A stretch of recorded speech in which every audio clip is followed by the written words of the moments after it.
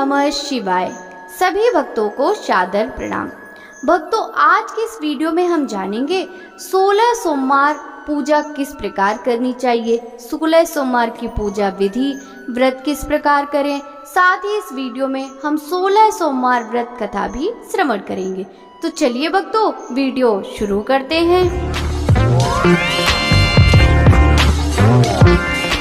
पौराणिक मान्यताओं में बताया गया है कि 16 सोमवार का व्रत रखने का आरंभ सबसे पहले मां पार्वती ने स्वयं ही किया था और उनकी कड़ी तपस्या और व्रत के शुभ प्रभाव की वजह से उन्हें भगवान शिव पति के रूप में प्राप्त हुए थे।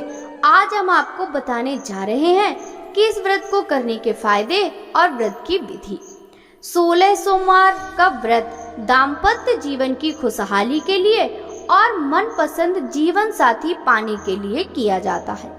ऐसी मान्यता है कि 16 सोमवार के व्रत का आरंभ श्रावण मास में करें तो यह और भी फलदायी होता है। 16 सोमवार के व्रत की पूजा सामग्री में शिव जी की मूर्ति, भांग, बेलपत्र, जल, धूप, दीप, गंगा जल, धतूरा, इत्र, सफेद चंदन, रोली, अष्टगंध, सफेद वस्त्र, नैवेद्य जिसे आधा सेर गेहूं के आटे से घी में भूनकर गुड़ मिलाकर बना लें। 16 सोमवार व्रत करने का संकल्प। किसी भी पूजा या व्रत को आरंभ करने के लिए सर्वप्रथम संकल्प करना चाहिए। व्रत के पहले दिन संकल्प किया जाता है, उसके बाद आप नियमित पूजा और व्रत करें। सबसे पहले हाथ में जल, अक्षत, पान का पत्ता, सुपारी और कुछ सिक्के लेकर संकल्प करें। सभी वस्तुएं भगवान शिव की मूर्ति के आगे समर्पित कर दें। 16 सोमवार व्रत की पूजा विधि। हाथ में अक्षत तथा फूल लेकर दोनों हाथ जोड़ लें और भगवान शिव का आवाहन करें। हाथ में लिए हुए फूल और अक्षत भगवान शिव को समर्पित करें। सबसे पहले भगवान शिव पर जल चढ़ाएं। जल के बाद सफेद वस्त्र अर्पित करें। सफेद चंदन से भगवान को तिलक लगाएं और तिलक पर अक्षत लगाएं। सफेद पुष्प, धतूरा, बेलपत्र, भांग एवं पुष्पमाला अर्पित करें। अष्टगंध धूप अर्पित कर दीप दिखाएं। भगवान को भोग रूप में ऋतुफल या बेल और नैवेद्य अर्पित करें। अब भक्तों, आइए श्रवण करते हैं 16 सोमवार व्रत कथा विस्तार से। एक बार शिवजी और माता पार्वती मृत्यु लोक पर घूम रहे थे। घूमते घूमते वो विदर्भ देश के अमरावती नामक नगर में आए। उस नगर में एक सुंदर शिव मंदिर था, इसलिए महादेव जी पार्वती जी के साथ वहां रहने लग गए। एक दिन बातों बातों में पार्वती जी ने शिव जी को चौसर खेलने को कहा। शिव जी राजी हो गए और चौसर खेलने लगे।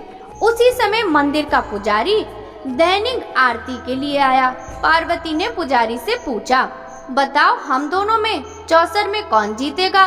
वो पुजारी भगवान शिव का भक्त था और उसके मुंह से तुरंत निकल पड़ा, महादेव जी जीतेंगे। चौसर का खेल खत्म होने पर पार्वती जी जीत गयी और शिव जी हार गए। पार्वती जी ने क्रोधित होकर उस पुजारी को शाप देना चाहा।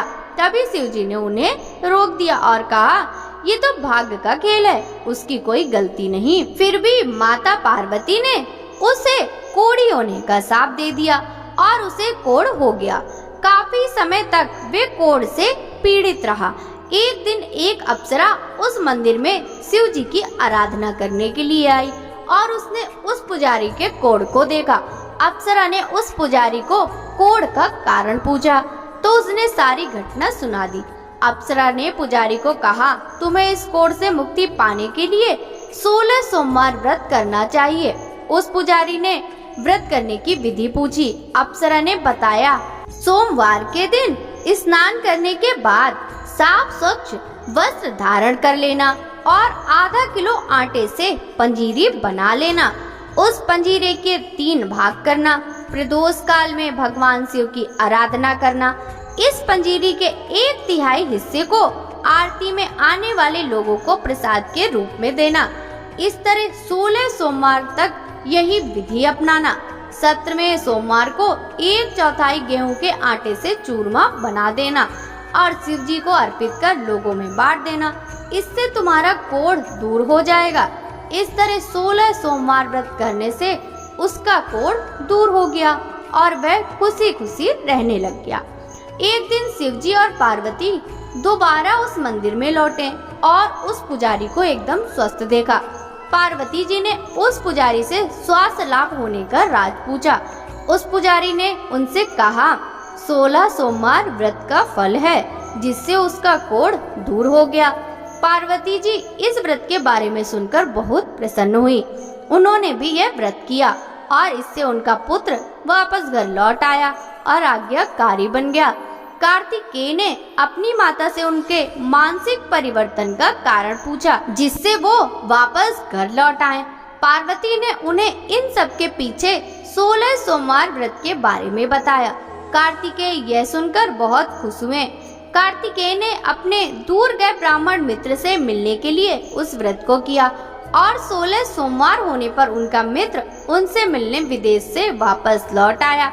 उनके मित्र ने इस राज का कारण पूछा तो कार्तिकेय ने 16 सोमवार व्रत की महिमा बताई। यह सुनकर उस ब्राह्मण मित्र ने भी विवाह के लिए 16 सोमवार व्रत रखने का विचार किया।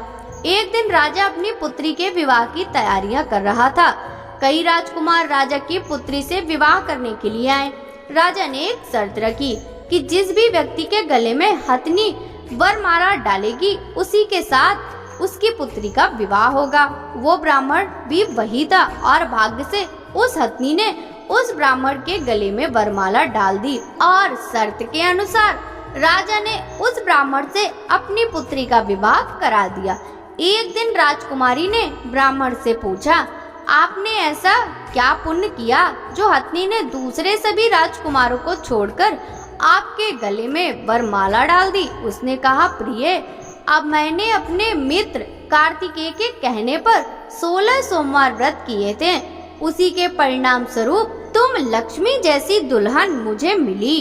राजकुमारी यह सुनकर बहुत प्रभावित हुई और उसने पुत्र प्राप्ति के लिए 16 सोमवार का व्रत रखा। फलस्वरूप उसके एक सुंदर पुत्र का जन्म हुआ और जब पुत्र बड़ा हुआ तो पुत्र ने पूछा, माँ ऐसा क्या किया जो आपको मेरे जैसा पुत्र मिला? उसने भी पुत्र को 16 सोमवार व्रत की महिमा बताई। यह सुनकर उसने भी राजपाट की इच्छा के लिए व्रत रखा। उसी समय एक राजा अपनी पुत्री के विवाह के लिए वर तलाश कर रहा था तो लोगों ने उस बालक को विवाह के लिए उचित बताया। राजा को इसकी सूचना मिलते ही उसने अपनी पुत्री का विवाह उस बालक के साथ कर दिया।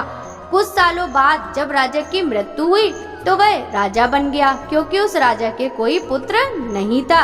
राजपाट मिलने के बाद भी वो सोमवार व्रत करता रहा। एक दिन 17वें सोमवार व्रत पर उसकी पत्नी को भी पूजा के लिए शिव मंदिर आने को कहा, लेकिन उसने खुद आने के बजाय दासी को भेज दिया। ब्राह्मण पुत्र के पूजा खत्म होने के बाद आकाशवाणी हुई, तुम अपनी पत्नी को महल से दूर रखो वरना तुम्हारा विनाश हो जाएगा। ब्राह्मण पुत्र ये सुनकर बहुत आश्चर्यचकित हुआ।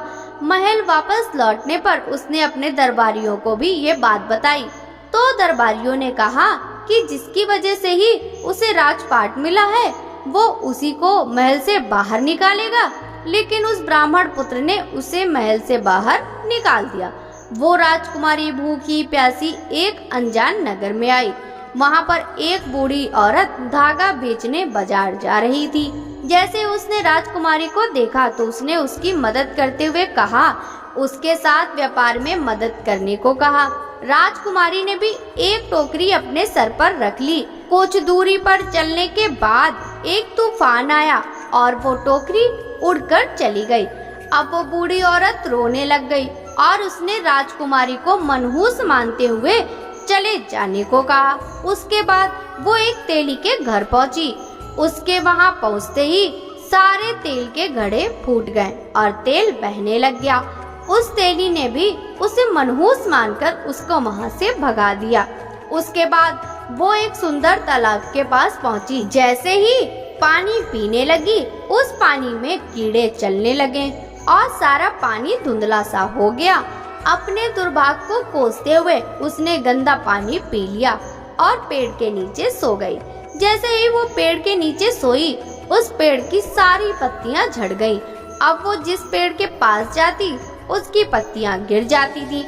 ऐसा देखकर वहाँ के लोग मंदिर के पुजारी के पास गए। उस पुजारी ने उस राजकुमारी का दर्द समझते हुए उससे कहा, बेटी, तुम मेरे परिवार के साथ रहो, मैं तुम्हें अपनी बेटी की तरह रखूंगा, तुम्हें मेरे आश्रम में कोई तकलीफ नहीं होगी। इस तरह वह आश्रम में रहने लग गई। अब जो भी खाना बनाती या पानी लाती, उसमें कीड़े पड़ जाते। ऐसा देखकर वो पुजारी आश्चर्यचकित होकर उससे बोला, बेटी, तुम पर ये कैसा कोप है जो तुम्हारी ऐसी हालत है। उसने वहीं शिव पूजा में न जाने वाली कहानी सुनाई। उस पुजारी ने शिव जी की आराधना की और उसको 16 सोमवार व्रत करने को कहा, जिससे उसे जरूर राहत मिलेगी। उसने 16 सोमवार व्रत किया और 17वें सोमवार पर ब्राह्मण पुत्र उसके बारे में सोचने लगा, वह कहाँ होगी, मुझे उसकी तलाश करनी चाहिए। इसलिए उसने अपने आदमी भेजकर अपनी पत्नी को ढूंढने को कहा। उसके आदमी ढूंढते ढूंढते उस पुजारी के घर पहुंच गए और उन्हें वहां राजकुमारी का पता चल गया।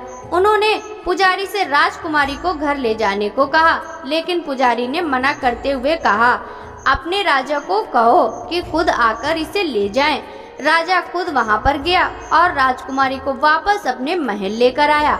इस तरह से भी जो यह 16 सोमवार व्रत करता है, उसकी सभी मनोकामनाएं पूर्ण होती हैं। जैसे भगवान शिव ने राजकुमारी की इच्छाएं पूरी करी, उसी प्रकार सबका भला करें। बोलिए भगवान शिव की जय, माता पार्वती की जय। ओम जय शिव ओंकारा, स्वामी जय शिव ओंकारा, ब्रह्मा विष्णु सदा शिव अर्धांगी दारा।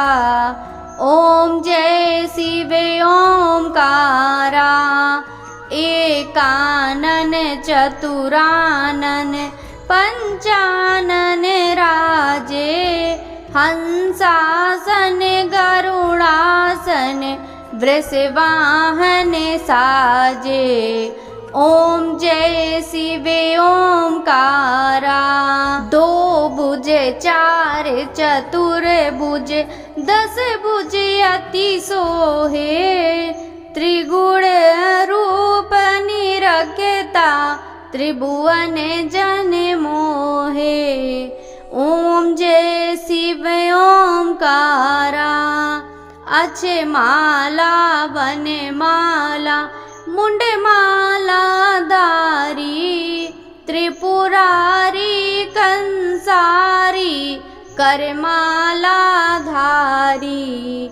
ओम जय शिव ओंकारा, श्वेतांबर पीतांबर बागांबर अंगे, सनकादिक गरुड़ादिक भूतादिक संगे। ओम जय शिव ओंकारा, कर के मध्य कमंडलु चक्र त्रिशूल धारी, सुखकारी दुखहारी जग पालनकारी। ओम जय शिव ओंकारा, ब्रह्मा विष्णु सदा शिव जानत अविवेका, प्रणवाक्षर में शोभित ये तीनों एका। ओम जय शिव ओंकारा, लक्ष्मी सावित्री पार्वती संगा, पार्वती अर्धांगी शिव लहरी गंगा।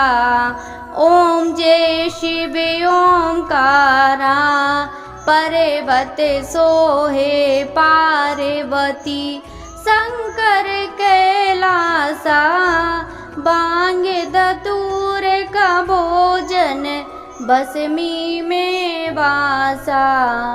ओम जय शिव ओंकारा, जटा में गंग बहते हैं गले मुंडन माला, शेष नांग लिपटावत ओढ़त मृग छाला।